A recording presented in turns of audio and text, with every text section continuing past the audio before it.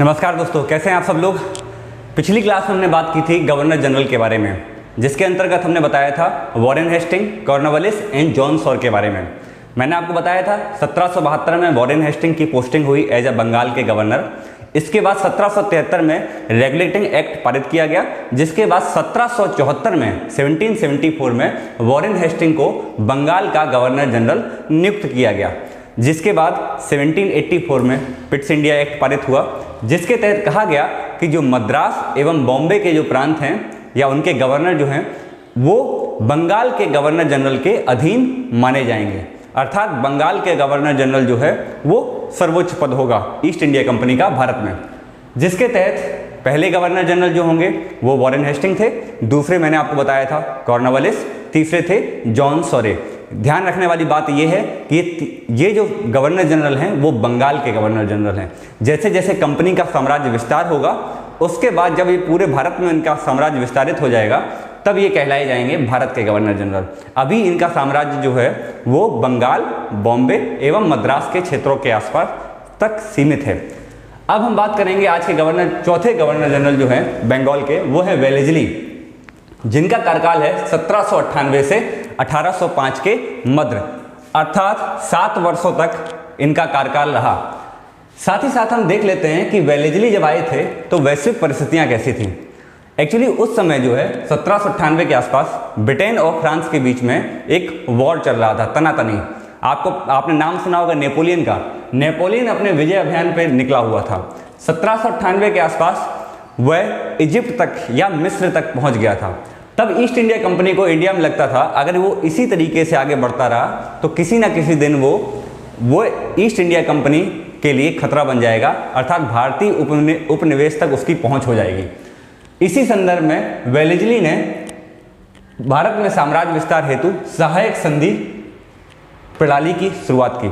आपको याद होगा कि मैसूर जो राज्य था टीपू सुल्तान के अंतर्गत, उसके फ्रांस के साथ अच्छे संबंध थे। तो अंग्रेजों को डर लगता था कि अगर मैसूर के साम्राज्य और नेपोलियन ने मिलकर भारत पर आक्रमण किया तो ईस्ट इंडिया कंपनी के लिए वह सही नहीं होगा। इसी संदर्भ में सहायक संधि की शुरुआत की गई वेलेस्ली के द्वारा। सहायक संधि जिसको बोलते हैं सब्सिडरी अलायंसेस, आते ही 1798 में। क्यों की गई? क्योंकि वेलेस्ली को लगता था कि जितना ज़्यादा हम साम्राज्य विस्तार कर लेंगे, जितनी बड़ी राजनीतिक शक्ति बन जाएंगे, इसके बाद हम किसी भी अन्य शक्ति से आसानी से लड़ लेंगे। तो इसी के मद्देनजर चतुर्थ मैसूर युद्ध हुआ, फोर्थ मैसूर युद्ध 1799 में हुआ। 1792 में अंग्रेजों ने मैसूर को हराया था। मैंने आपको बताया था तृतीय मैसूर युद्ध में अंग्रेजों ने मैसूर को हराया था और टीपू सुल्तान को अपना 50% भाग कंपनी को, ईस्ट इंडिया कंपनी को देना पड़ गया था। इसी के मद्देनजर 1799 में अंग्रेजों ने एक बार युद्ध किया और मैसूर में टीपू को पूर्णतः समाप्त कर दिया। 1799 के साथ साथ टीपू की मृत्यु हुई और मैसूर राज्य जो है ईस्ट इंडिया कंपनी द्वारा जीत लिया गया और उसको वाडियार वंश को सौंप दिया गया। वो एक नॉमिनेट या नाम मात्र के लिए वाडियार वंश को बिठा दिया गया। कंट्रोल पूरा ईस्ट इंडिया कंपनी या अंग्रेजों के हाथ में था। इसके बाद दूसरी घटना जो हुई वह है बसई की संधि। 1802 में बसई की संधि। बसई की संधि इंपॉर्टेंट इसलिए है क्योंकि ये मराठाओं के जो पेशवा थे बाजीराव द्वितीय एवं अंग्रेजों के मध्य हुई 1802 में। इसके अंतर्गत पेशवा ने सब्सिडरी अलायंस, सहायक संधि को मान लिया और अंग्रेजों की संप्रभुता या उनकी सर्वोच्चता को स्वीकार कर लिया। लेकिन साथ ही साथ क्या हुआ, मराठाओं में ढेर सारे ग्रुप हुआ करते थे। सारे ग्रुप इस संधि से सहमत नहीं थे। तो जो अन्य ग्रुप थे जैसे भोंसले और सिंधिया, इन लोगों के साथ अंग्रेजों का युद्ध हुआ, जिसको हम लोग बोलते हैं द्वितीय आंग्ल मराठा युद्ध, सेकेंड एंग्लो मराठा वॉर, जो कि 2 साल तक चला, 1803 से 1805 के बीच। 2 साल युद्ध चलने के बाद इसमें मराठों की हार हुई। भोंसले एवं सिंधिया दोनों ने ही सब्सिडरी अलायंस अर्थात सहायक संधि पर हस्ताक्षर कर दिया, अंग्रेजों की सर्वोच्चता स्वीकार कर ली। सहायक संधि के बारे में अगर आप जानेंगे तो सहायक संधि के अंतर्गत अंग्रेज क्या करते थे, किसी को राज्य को हराकर या उस पर दबाव डालकर ये कहते थे कि आप मेरी संधि के अंतर्गत आइए, हम आपको सुरक्षा देंगे, बदले में अंग्रेज जो हैं वो उस राज्य को सुरक्षा देंगे और बदले में उनका एक रेजिडेंट, एक अधिकारी जो है वहाँ पर उसी जो भी शासन हुआ करता था उसके अंतर्गत रहेगा। साथ ही साथ जो भी शासन होता था, जैसे सिंधिया ग्वालियर के शासक थे, वहाँ वो अपनी सेना नहीं रख सकते। ईस्ट इंडिया कंपनी जो है वो उस साम्राज्य की सुरक्षा करेगी। साथ ही साथ उस साम्राज्य को राजस्व देना होता था अंग्रेजों को। इस प्रकार से ये हर तरीके से अंग्रेजों के फेवर में हुआ करती थी। और साथ ही साथ लोकल शासक भी चाहते थे कि युद्ध ना हो, बिना युद्ध किए उनका शासन भी चलता रहेगा और उनको जनता से कोई लेना देना नहीं था।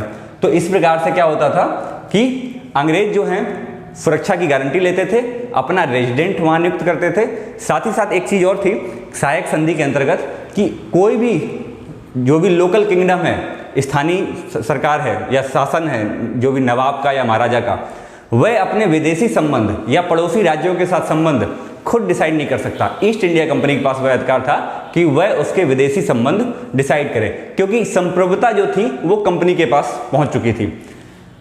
ये सारा कार्यक्रम वेलेजली के अंतर्गत हुआ। इसके माध्यम से वेलेजली ने काफ़ी हद तक भूभाग अर्जित कर लिया। इसको हम एक नज़र में देख लेते हैं। सबसे पहले हैदराबाद ने 1798 में 1798 में सहायक संधि पर हस्ताक्षर कर दिए बिना लड़ाई के। 1798 में हैदराबाद का जो निजाम था उसने सहायक संधि पर हस्ताक्षर कर दिए। इसके बाद मैंने आपको बताया मैसूर का युद्ध हुआ। 1799 में मैसूर हार गया और ये भी सहायक संधि के अंतर्गत आ गया। इसके बाद 1800 में तंजौर ने किया। उसके बाद अवध पे कर लिया गया 1801 में, जबकि अवध काफ़ी सहयोग करते थे फिर भी। पेशवा का 1802 में बसई की संधि हुई, मैंने आपको बताया ऊपर। भोंसले को हरा दिया गया 1803 में। 1804 में ग्वालियर को भी हरा दिया। ग्वालियर काफ़ी बड़ा साम्राज्य हुआ करता था, उसको भी हरा दिया। अगर ये सब लोग साथ मिलकर लड़े होते तो शायद अंग्रेजों को मुश्किल होती। ये सब अलग अलग लड़े और सब अंग्रेजों से एक एक करके हार कर सहायक संधि पर हस्ताक्षर कर दिए। इसको आप समझ सकते हैं, इसको शॉर्ट फॉर्म मैंने लिख दिया HMTAPBS। कभी कोई पूछा जा सकता है कि किसके बाद किसने सहायक संधि पर हस्ताक्षर किए, तो पहले हैदराबाद ने, फिर मैसूर ने, फिर तंजौर ने, फिर अवध ने, फिर पेशवा ने, फिर भोंसले ने, फिर सिंधिया जो कि ग्वालियर के महाराजा हुआ करते हैं। ठीक है, ये सारी चीजें इस कार्यक्रम में या इस पैटर्न में हुई। तो आप इनका क्रम याद रखिएगा HMTAPBS।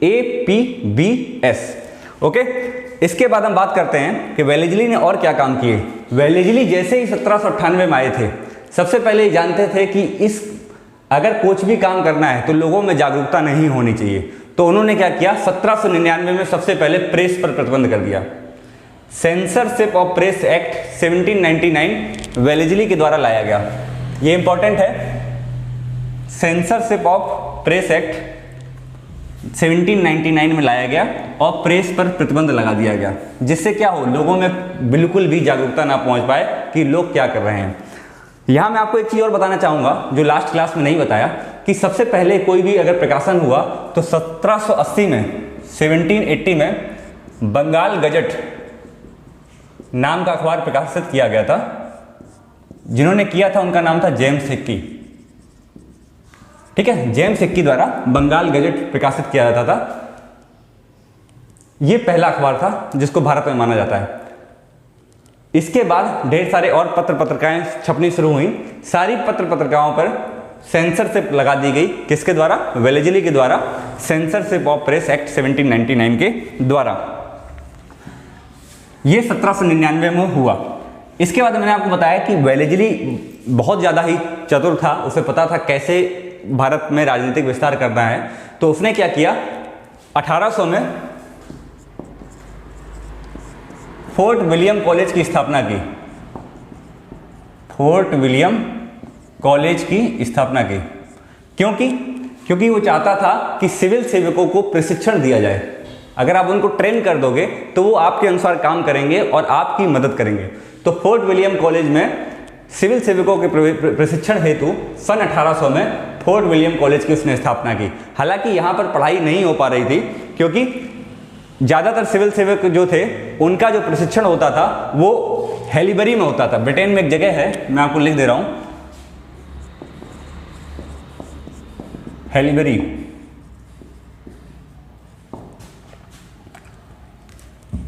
हेलीबरी जो है में ईस्ट इंडिया कॉलेज था, ठीक है। हेलीबरी कहाँ है? ब्रिटेन में ईस्ट इंडिया कॉलेज है, वहाँ पर सिविल सेवकों को प्रशिक्षण दिया जाता था। ये इंपॉर्टेंट चीज़ें हैं।